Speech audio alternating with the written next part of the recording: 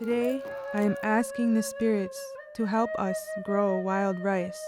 Let wild rice grow. Help the wild rice seed that I plant stick in the mud at the bottom of the waters. Let our people pick plenty of wild rice. Help us to be successful.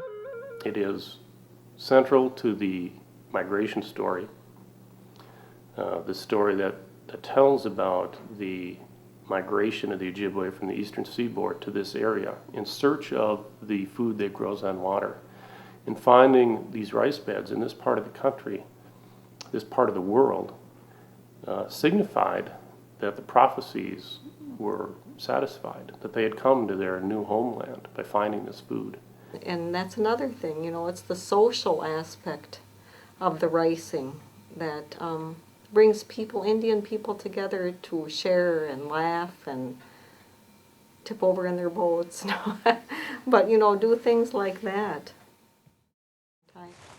That was one of the things that the younger generation missed out on. They didn't have a chance to do it. I think when people started coming back and started doing these things again, that Archie was so in tune with the land and our resources, and being involved with Gliffwick Great Lakes Indian Fish and Wildlife Commission, that he assumed that responsibility because he knew more about the rice and the ricing process than anybody there. Far back as I can remember, we used to use that water out there for our drinking water and our cooking. Nowadays you can't do that for pollution. It shouldn't be this color when it's ripe, it should be dark. It's got to be watched real close. Could ripen overnight and it could disappear overnight. One good thunderstorm will do it. First thing you do is, when you get home, is lay it out on a tarp like we're doing here and keep turning it all day. And it might take you a couple days to dry it out, or maybe 3.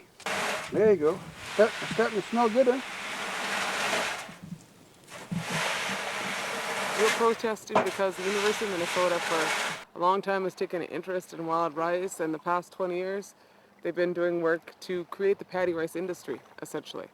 They figured out how to domesticate wild rice and created the paddy rice industry, and then pretty much undercut all the Ojibwe wild rice and gave us the potential of contaminating some of our diversity.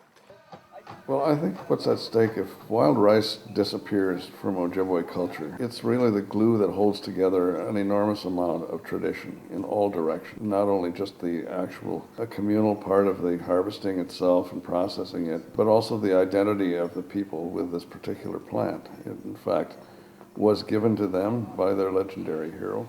And it has been through Naganash, my uncle, and Great Lakes Fish and Wildlife Commission, who have enabled us to help bring this back.